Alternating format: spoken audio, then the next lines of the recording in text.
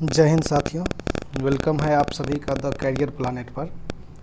आज 16 अगस्त है और आज ही के दिन आप परीक्षा देके आराम से आंसर की मिला रहे होंगे।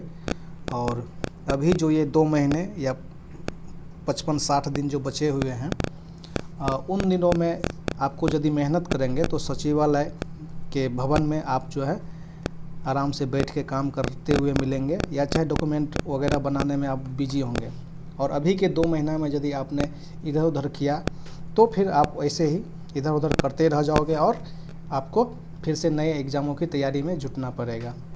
तो अभी का जो समय है, यदि आप सीरियस एस्पिरेंट हैं जेएसएससी सीजीएल के लिए, तो आपको अब कहीं भी भटकना नहीं है। कम समय में अच्छे तैयारी करना है। तो मैं आप लोग के समक्ष हाजिर हुआ हूँ जेएसएससी सीजीएल का जो पेपर 2 होता है उसको लेके। और जब आप घूमेंगे मार्केट में, यूट्यूब पे, फेसबुक पे, जहाँ तहाँ भी, तो झारखंड एसएससी के लिए हिंदी का जो कंटेंट है, जो सिलेबस रखा गया है जेएसएससी के द्वारा, वो सिलेबस अपने आप में बहुत वास्ट लेवल का सिलेबस, जितना भी सब्जेक्ट है सब सब्जेक्ट में सबसे हार्ड मेरे ही ख्याल से हिंदी का ही है। और जब आप एक बुक खरीद के लाते हो, इसको पढ़ते हैं, तो 100% ये तो तय है कि आप मैक्सिमम चीज़ों को नहीं समझोगे, क्योंकि इसमें इतनी इंटरनली चैप्टर दिया गया है कि उसको समझना अपने आप में बहुत ही ये है। लेकिन एग्ज़ाम है, उसमें आपको 100 क्वेश्चन पूछे जाएंगे, 300 नंबर के रहेंगे। आपको तो आधा नंबर से तो लोग जो है सो हज़ारों लोग बाहर या अंदर आ जाते हैं। तो ये तो आपको सिंगल एग्ज़ाम है, ठीक है ना। आपको सिर्फ एक ही परीक्षा देके लेवल 7 का नौकरी मिलने जा रहा है। तो आपको इस दिशा में एक एक नंबर जो है लाना अपने आप में बहुत बड़ी बात होती है। तो आपके समक्ष में हिंदी का जो झारखंड एसएससी का जो पेपर 2 है, जहाँ से 300 नंबर के क्वेश्चन आपके पूछे जाएंगे, किसी भी सेक्शन से सबसे ज़्यादा क्वेश्चन आपको पूछे जाएंगे, तो उसको लेकर समक्ष हुआ हूँ। तो मार्केट में सबसे पहले इसके कंटेंटों का बहुत ज़्यादा अभाव है, ठीक है।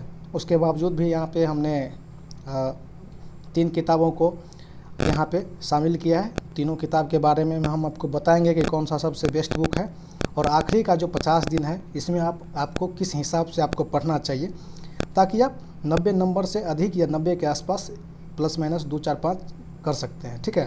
तो सबसे पहले यहाँ पे आपको कुछ किताब की प्रति छाया भी आपको दिखेगी, जैसे कि ये मार्गदर्शन पब्लिकेशन का है, और ये जो है शिवांगन का है, और ये जो है आपको स्पर्धा पब्लिकेशन का, ठीक है। यहाँ पर 3 किताब जो है। तो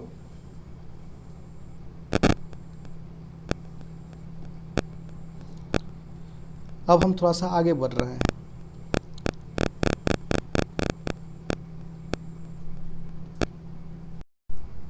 तो यहाँ पर मार्गदर्शन पब्लिकेशन की कुछ किताबें हैं।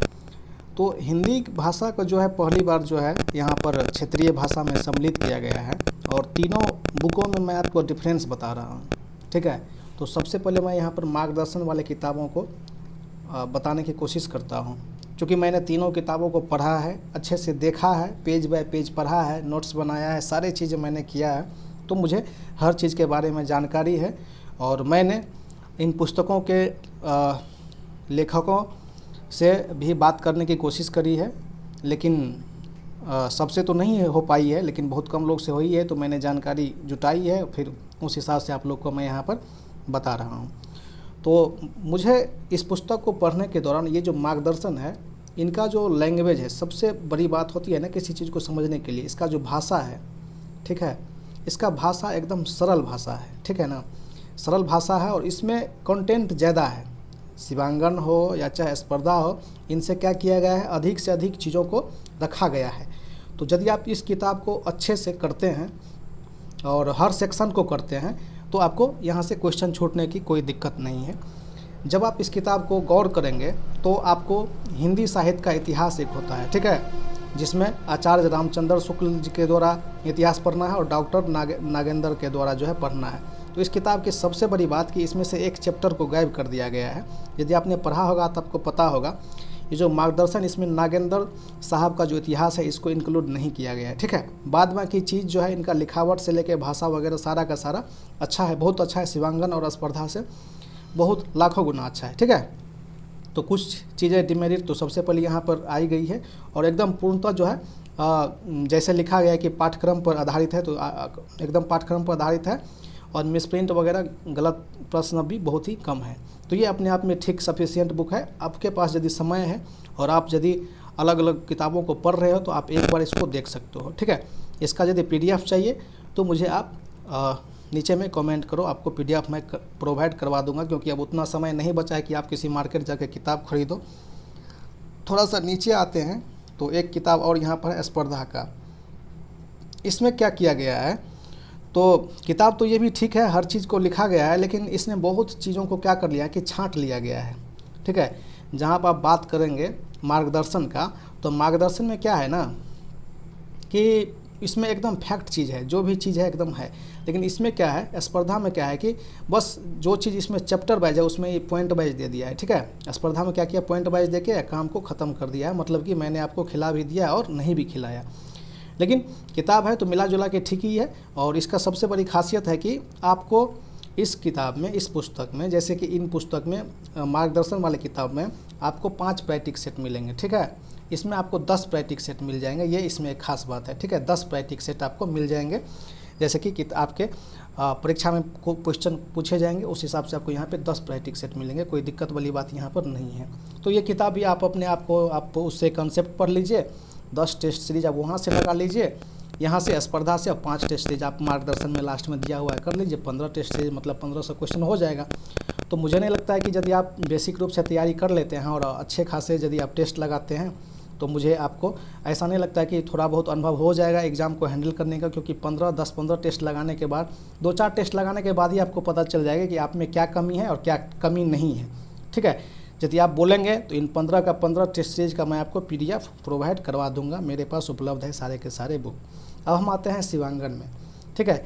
तो शिवांगन भी अपने आप में अच्छी किताबें हैं, लेकिन इसमें क्या है कि बात को घुमा फिरा कर लिखने की कोशिश की गई है, ठीक है ना। और शॉर्ट में चीज़ों को लिखने की कोशिश कर दी गई है। और इस किताब का सबसे बड़ा खासियत है कि इसमें जो भी आपका सिलेबस है, आपके सिलेबस का हर चीज़ को इसमें इंक्लूड किया गया है, ठीक है। सिलेबस में आपको यदि कहीं कॉमा लिखा हुआ तो इस किताब में आपको कॉमा भी इंक्लूड करने की कोशिश की गई है। और थोड़ा सा इसका लैंग्वेज जो है ना, इसका लैंग्वेज थोड़ा सा कलिष्ट भाषा में लिखा गया है। कलिष्ट का मतलब होता है कि सरल भाषा नहीं, जिस भाषा को समझने के लिए आपको अलग अलग शब्दकोशों की ज़रूरत पड़ेगी तो आपको उस भाषा में आपको लिखा गया है, ठीक है। तो यदि आपने इनमें से किसी भी दो किताब या एक किताब से पढ़ते हो और ये 15 टेस्ट सीरीज लगाते हो, तो मैं क्या बोलूँगा, आपके पास खुद ब खुद एक अच्छा खासा खूबसूरत माइंड है, आप बातों को समझ सकते हैं, ठीक है। अपने आप में बेहतरीन किताबें हैं ये। 1 नंबर पे यदि आप हमको बोलेंगे तो 1 नंबर पे मैं आपको मार्गदर्शन को रखूँगा, 2 नंबर पे शिवांगन को, और 3 नंबर पे जो है इसको रखूँगा, ठीक है।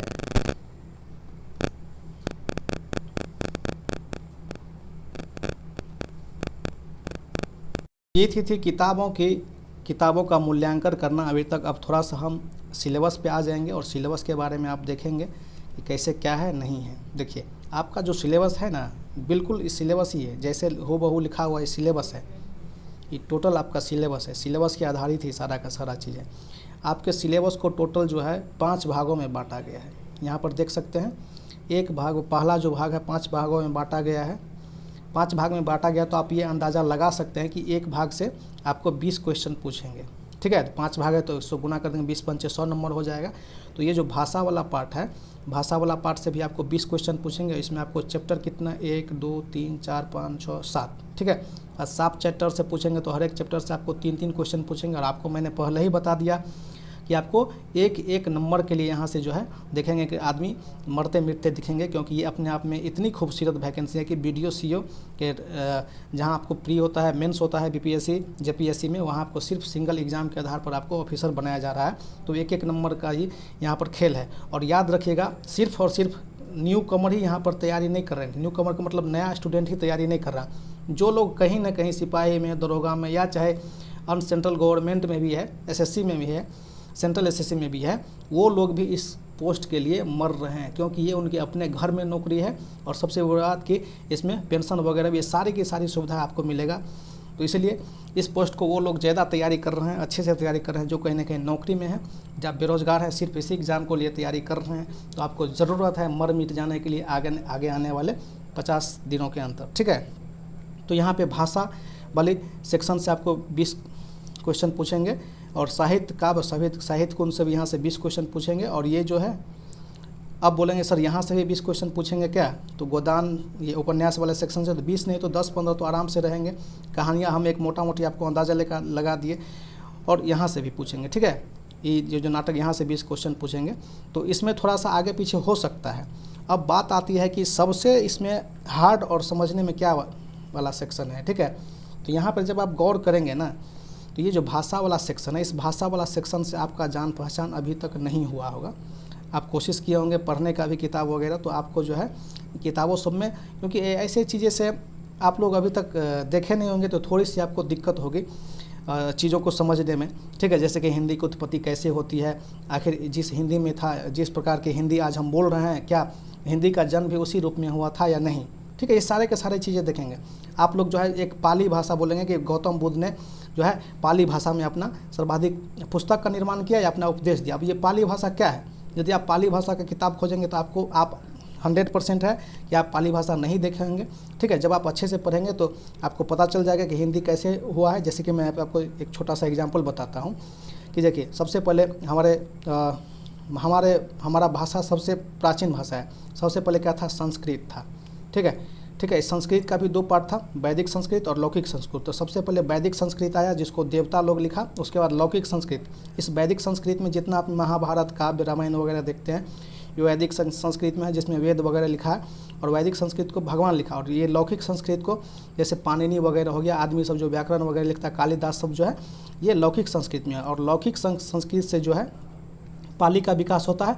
पाली मतलब कि संस्कृत का ही थोड़ा सा कन्वर्टेड रूप है। और पाली के बाद जो है प्राकृत, ठीक है, प्राकृत। अब प्राकृत भाषा के बाद जो है यहाँ पर अपभ्रंश आता है, अपभ्रंश के बाद अवहट आता है, अवहट को ही पुरानी हिंदी भी बोलता है, दोनों चीज़ एक ही चीज़ है। और इस पुरानी हिंदी से ही हिंदी का उत्पत्ति होता है। और ये हिंदी पहले बच्चा था, फिर थोड़ा सा जवान हो गया, थोड़ा सा जवान हुआ, और थोड़ा सा जवान हो के आज आपके हमारे रूप में, ठीक है ना। इस चीज़ को आप समझ रहे हैं, जैसे कि हम हिंदी में बोल रहे हैं तो आप हिंदी में समझ रहे हैं। आज का हिंदी ऐसा है, पहले ऐसा नहीं था। तो देखेंगे कि जब हिंदी बच्चा था तो उसमें क कैसे होता था, क का उच्चारण कैसे होता था, ख कैसे लिखा जाता था, कितनी स्वर थी, कितनी व्यंजन थी, उस प्रकार व्याकरण कैसा था, ठीक है। ये चीज़ें आपको यहाँ पर पता चल जाएगा। उसके ऊपर भाषा के विभिन्न रूप है, जैसे कि रचनात्मक भाषा क्या होता है, राष्ट्रभाषा क्या होता है, राजभाषा क्या होता है, और संपर्क भाषा क्या होता है, और संचार भाषा क्या होता है। देखिए, सबके अंत में भाषा लगाया। तो भाषा आप समझते ही हैं कि आप जिस चीज़ को कि दूसरे के समक्ष बताना चाहते हैं, यदि वो उस बात को अच्छे से समझ गया तो आप दोनों भाषा है। भाषा संकेतिक हो सकता है, मौखिक हो सकता है, या चाहे और भी तरीका का हो सकता है, इशारा वाला भाषा भी होता है। और देखिए, यहाँ पर रचनात्मक भाषा है, मतलब जिस भाषा में रचना का काम किया जाता है उस भाषा को, मतलब लिखने वाला भाषा अलग होता है और बोलने वाला भाषा अलग होता है। तो यहाँ पे भी है रचनात्मक भाषा, जिसमें कोई काव्य लिखा जाता है, उपन्यास कहानी वगैरह लिखा जाता है। यहाँ पर देखिए, नेक्स्ट यहाँ पर बताएंगे, थोड़ा सा वीडियो लंबा हो जाएगा, तो इसीलिए थोड़ा सा शॉर्टकट में, जैसे संपर्क भाषा, मान के चलिए आपका घर जो है पटना में है और आप जाते हैं रांची में, तो दोनों का तो भाषा हिंदी है, लेकिन अब चल जाते हैं तमिलनाडु में, तो आप संपर्क भाषा क्या हो सकता है, चाहे तो इंग्लिश हो सकता है, नहीं तो हिंदी हो सकता है। क्योंकि बिहार के लोग को तमिलनाडु नहीं पता होगा, झारखंड के लोग को तमिलनाडु का भाषा जो है तमिल नहीं पता होगा, तो वही बात है। फिर शब्द भंडार, जैसे कि तत्सम शब्द, ठीक है, देशज विदेशज वगैरह शब्द, जैसे कि ट्रैक्टर विदेशज शब्द है, ठीक है।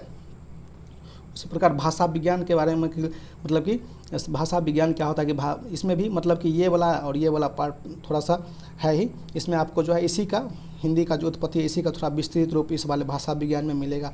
साहित्य सिद्धांत में आपको मिलेगा कि आखिर किस तरह से कौन लोग क्या बोले हैं, ठीक है, कि साहित्य किस तरह से होता है, आपको साहित्य का लक्षण क्या होता है, कैसे आप समझेंगे कि ये साहित्य है। साहित्य हेतु, काव्य हेतु को मतलब होता है कि इसका कारण क्या है, काव्य प्रयोजन का मतलब इस किस उद्देश्य से होता है कि आदमी को सामाजिक कल्याण के लिए काव्य का जो है सो रचना होना चाहिए। ये शब्द शक्ति क्या होता है, आपको पता चलेगा इसी में कि शब्द शक्ति क्या होता है। जिस शक्ति के द्वारा आप किसी शब्द के अर्थ को समझ जाते हैं उसको शब्द शक्ति कहते हैं। इस सारा का सारा पता चल जाएगा। रस छंद अलंकार सारा का सारा पढ़ेंगे, पता चल जाएगा, ठीक है।